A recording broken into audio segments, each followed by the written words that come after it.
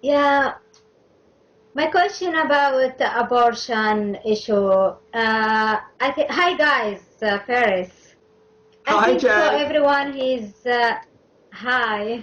I think so. Everyone is here about what happened in Texas, and there's some progressive happen in Ireland, and some else, and some issue about the abortion. So my question for you, here in Scotland, what's your situation and position about the abortion issue? And the other question will be about Sharia law in Scotland. So we will go with the abortion first, guys. Okay, I think Caroline, you can take that one first. Okie dokie.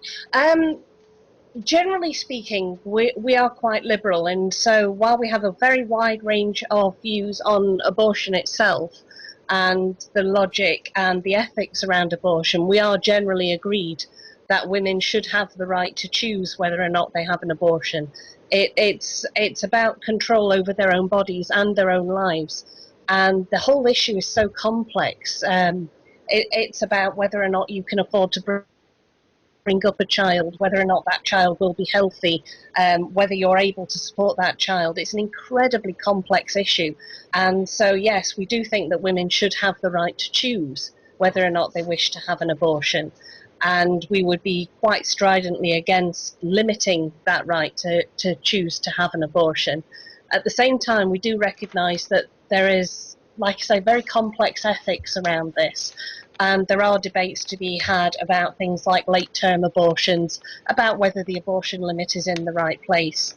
Yeah, it's very complex, and it's a dialogue that we should very much be having as a society. Gary?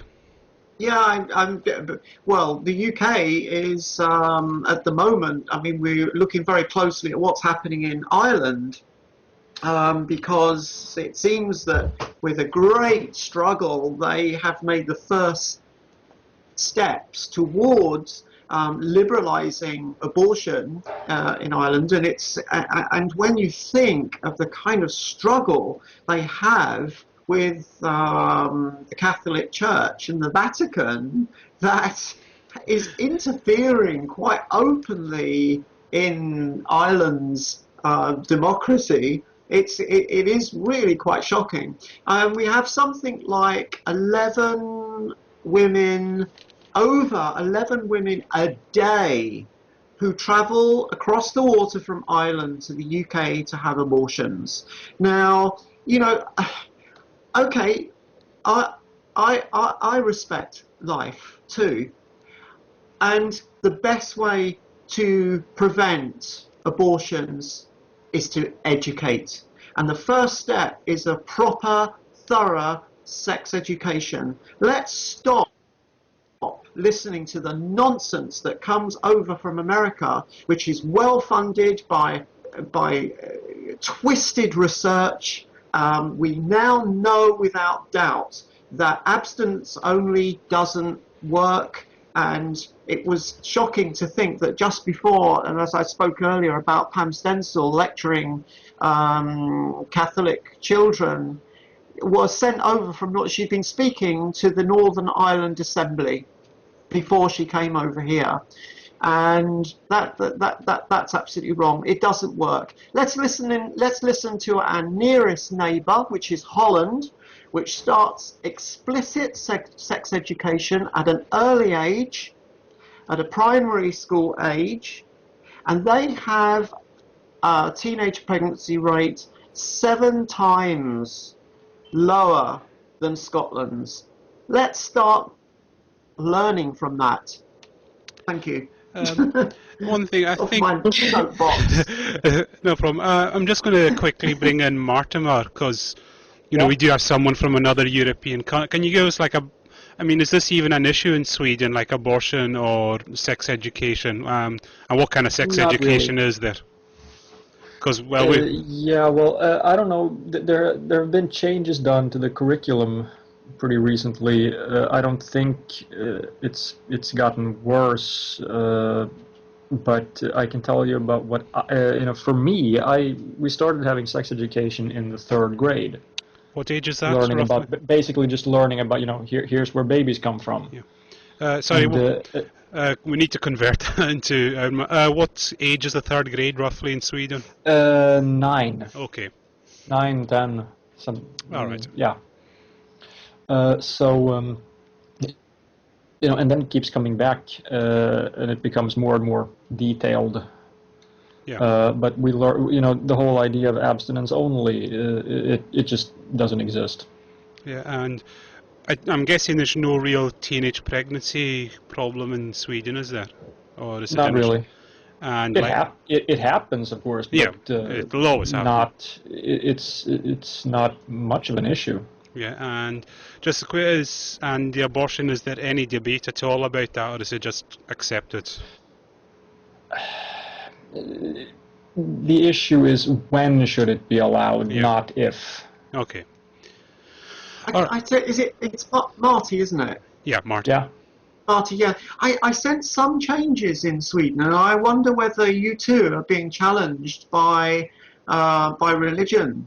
I speak with a group of, unfortunately, it would have been nice to have him on, actually, a group that deal with sex workers out there. And I'm very interested in enormous changes in Sweden, very negative changes with the tightening up of the treatment of sex workers, of arresting and criminalizing people who seek sex for money. And this undermines, I think, the safety of sex workers, and I know religionists are behind this, and it disappoints me enormously to hear of the murder recently of a very eloquent sex worker, a very educated sex worker who was murdered quite recently by her husband, and I really do think this is the wrong direction, and I don't know enough about what's happening in Sweden to know how much help you get from the religious to turn things around to a much more socially conservative state of affairs than you've had before. Yeah, I don't really know about that issue either. All right, Jay, what was your second question again? Sorry. Guys, I have,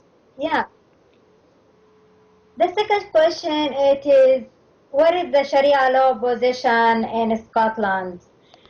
Because in England, as I know before, there is like a plan to make Sharia courts, and totally that abuse human rights. I don't know even how UK think to make Sharia law or Sharia court is available in any level.